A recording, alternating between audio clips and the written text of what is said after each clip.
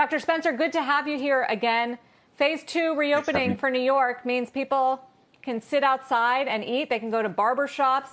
What are you expecting in the ER? Are you guys bracing for a surge on the back of reopening? We've been braced for quite some time. Our data, really our patient volume has gone down pretty significantly in the past few weeks. We are nowhere near where we were at the end of March, throughout April, especially with COVID patients. We're starting to see our regular patients come back, which is really nice. And it's actually, not so common that we're seeing COVID patients now in the emergency department. We're seeing a lot more of our chest pains. I worked overnight last night and we had a lot of kind of our bread and butter work. So we're coming back to some type of normal in our emergency department, which is great. But as you pointed out, things are very different all across the country. And that's what worries me. When I left work this morning, I got on the train. I noticed there were dozens of people on the subway.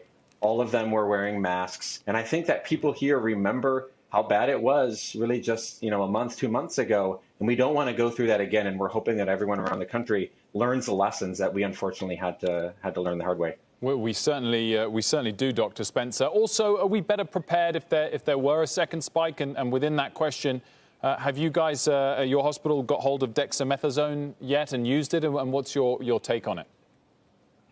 So just to be clear, we're still in the first spike all throughout the country. Here in New York City, we've gone up and we've come down quite significantly, and we are prepared. We have this experience of taking care of coronavirus patients. We have the space. We have the learning that we learned the hard way over the past few months. In terms of treatments, we do have dexamethasone. It's something that I use already on a almost daily basis. It's one of the most common medications that we prescribe for a whole host of things. In terms of treatment for COVID, this was another example of science by press release. We're still waiting for the data on dexamethasone to see whether that actually supports those really, really strong numbers that came out, the decrease in mortality and all those wonderful things we heard about in a press release. But again, we need to see the actual data before I think we all get really on board and feel 100% confident that this is going to be one of those miracle drugs that we've been looking for. Are you exchanging information with your fellow ER doctors in Texas or Florida or any other hotspots that are seeing increased hospitalizations? Yeah, emergency medicine, we're a pretty small community, even though there's thousands and thousands of us. And we move all around the country. So I've got friends everywhere in the United States. And really for months, we've been on text chains, WhatsApp chains with dozens of doctors all throughout the country, people in Houston, people in Seattle. And I think that they were learning from us initially, and now they're learning a lot from us, coming to us with questions. What did you do with this patient? What are you seeing with this data? So it's been an actually really wonderful collaborative way for us to keep in touch, in addition to sending research papers and all the other things that we doctors need to keep up on. Just sending a message to a group saying, hey, I'm seeing someone with this. Is this something that you saw? And being able to get a response almost immediately it's been really helpful.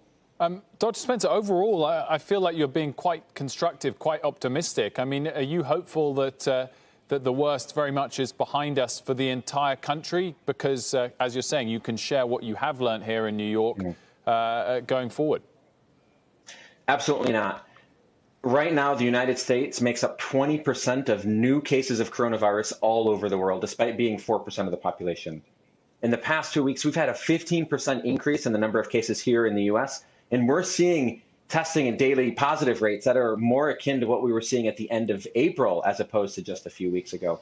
I'm really concerned. A lot of the big numbers previously were in big cities like in Detroit, in Chicago, in New York City. Those epidemics have largely abated, and what we're seeing now are multiple hotspots all throughout the country, in Florida, in Texas, in Arizona, really concerning increases in hospitalizations, increasing in test positivity rate, meaning there's still a lot of community spread we're not picking up on.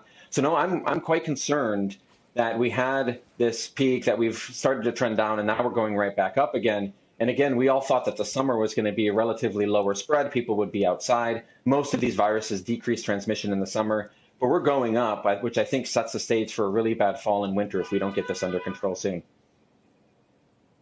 Just wanted to get your reaction, Dr. Spencer, to something the president said over the weekend. Speaking in his rally in Tulsa, he was talking about the rising number of cases, which I just laid out, and the fact that that comes from the fact that we are testing more, which is good for the United States. And then said that he told his people to slow testing down, please. Now, many administration officials have come out and said that he was joking, but I was curious what your reaction to seeing that headline was as a doctor who worked on the front lines and saw how hard it was to deal with this disease because of lack of testing.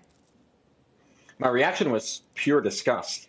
We were calling for increased testing for such a long time. You remember early March, the president was at the CDC and promised everyone could get a beautiful test if they wanted one. We still don't have enough tests, and we're still not doing enough testing. That is absolutely for certain. What bothers me even more is that directly after that, we were told it was just a joke, that clearly that's not what the president meant.